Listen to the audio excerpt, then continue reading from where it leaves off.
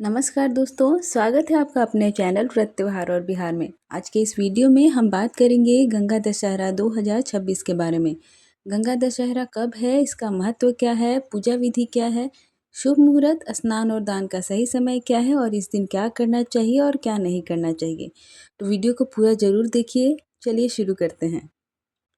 गंगा दशहरा हिंदू धर्म का एक बहुत ही पवित्र और शुभ पर्व माना जाता है। मान्यता है कि इसी दिन माँ गंगा स्वर्ग से धरती पर अवतरित हुई थी। इस दिन गंगा स्नान, दान पुण्य, पूजा और मंत्र जाप का विशेष महत्व बताया गया है।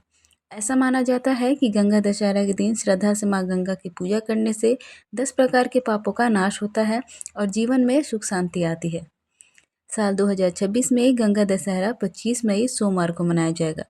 दसवीं तिथि प्रारंभ होगी 25 मई को सुबह 4:30 पर और दसवीं तिथि समाप्त होगी 26 मई को सुबह 4:08 पर। स्नान और पूजा का शुभ समय होगा 26 मई को सुबह 4:30 से 5:30 तक।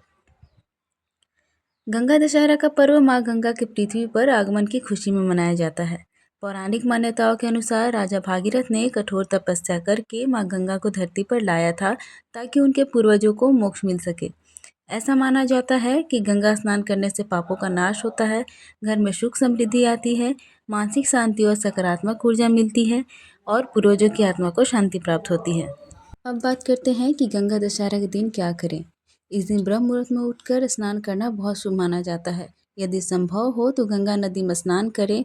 अगर गंगा नदी जाना संभव न हो तो घर के पानी में थोड़ा गंगा जल मिलाकर स्नान करें।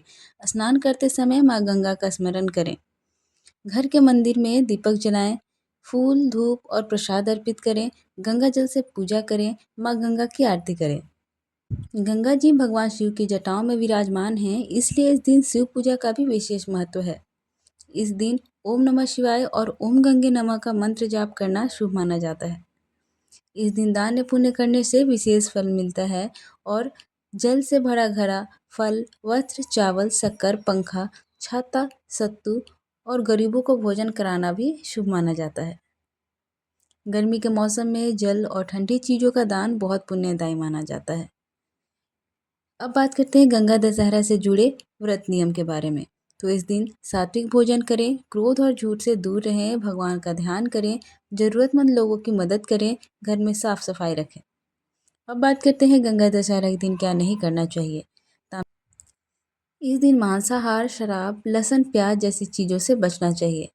इस दिन हल्के और साफ रंग के वस्त्र पहनना शुभ माना जाता है। काले रंग के कपड़े न पहनें। दान हमेशा अच्छी और उपयोगी वस्तुओं का करना चाहिए, बेकार वस्तुओं का दान न करें।